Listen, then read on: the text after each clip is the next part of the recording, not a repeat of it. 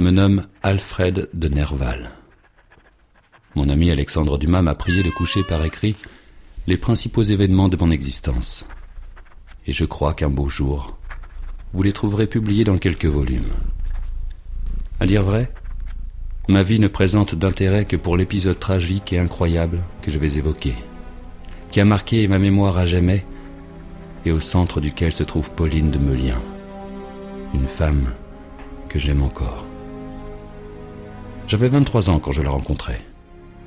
C'était un ange de beauté, de grâce et de douceur. Je l'aimais de toute mon âme et j'eusse tenté d'être son époux si, à cette époque, j'avais eu la fortune que je possède aujourd'hui. Or, j'étais très pauvre comparativement à elle. Je compris donc que si je continuais à la voir, je jouais tout mon bonheur à venir contre un regard dédaigneux ou un refus humiliant. Je partis pour l'Espagne, et pendant que j'étais à Madrid, j'appris que Pauline avait épousé le comte Horace de Beuzeval.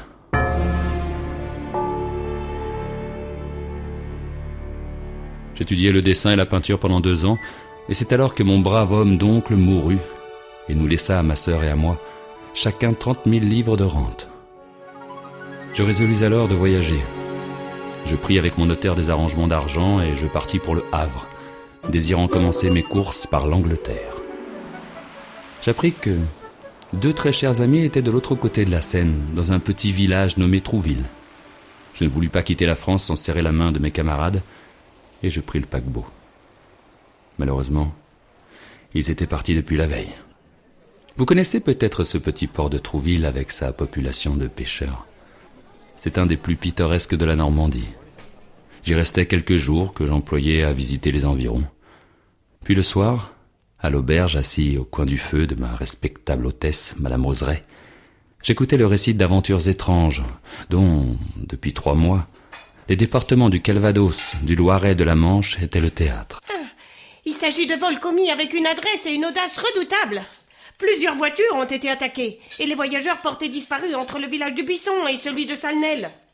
Une fois, on a retrouvé un postillon attaché à un arbre, les yeux bandés, la geste de poste sur la grande route, et les chevaux paissant tranquillement dans la prairie voisine. La plus dramatique est l'affaire du percepteur de Pont-l'Évêque, qui allait faire un versement de 12 000 francs à Lisieux. Son corps a été retrouvé dans un petit fleuve qui l'a repoussé sur le rivage. Ces événements jetaient par toute la Normandie une terreur inconnue jusqu'alors dans ce bon pays. Quant à moi, j'avoue que je n'ajoutais pas grande foi à toutes ces histoires qui me paraissaient appartenir plutôt aux gorges désertes de la Sierra qu'à nos fertiles vallées parsemées de villages, de châteaux et de métairies. Cependant, force me fut bientôt de croire à la réalité de ces récits. Un riche Anglais venant du Havre et se rendant à Alençon fut arrêté avec sa femme à une demi-lieue de Dives.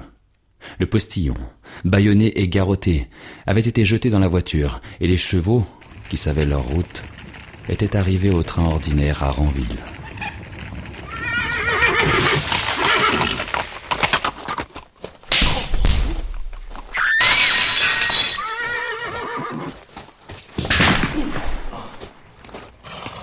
On découvrit le pauvre postillon bâillonné, qui fut aussitôt conduit chez le maire.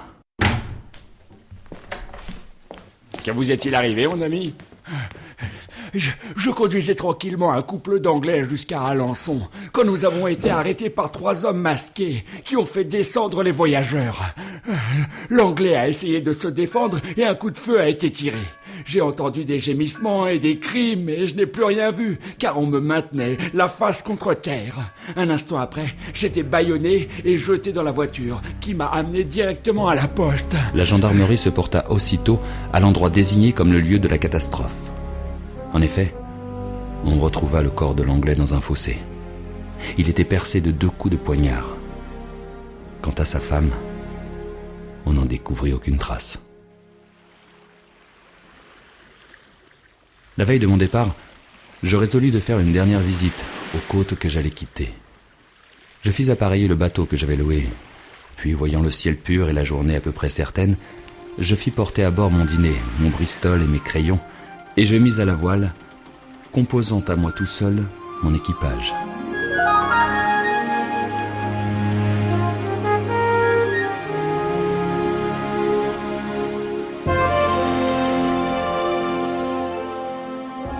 J'avais une petite barque de pêcheur à une seule voile.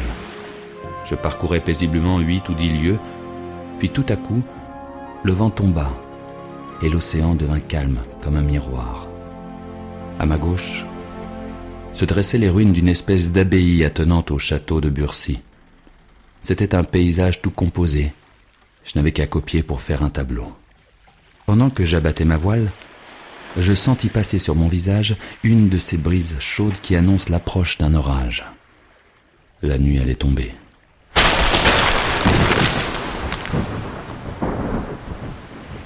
La bourrasque s'approchait avec la rapidité d'un cheval de course. Je commençais à ramer vers le rivage où se trouvaient les ruines de l'abbaye, alors que la tempête me rejoignait, les vagues me poussant vers la terre.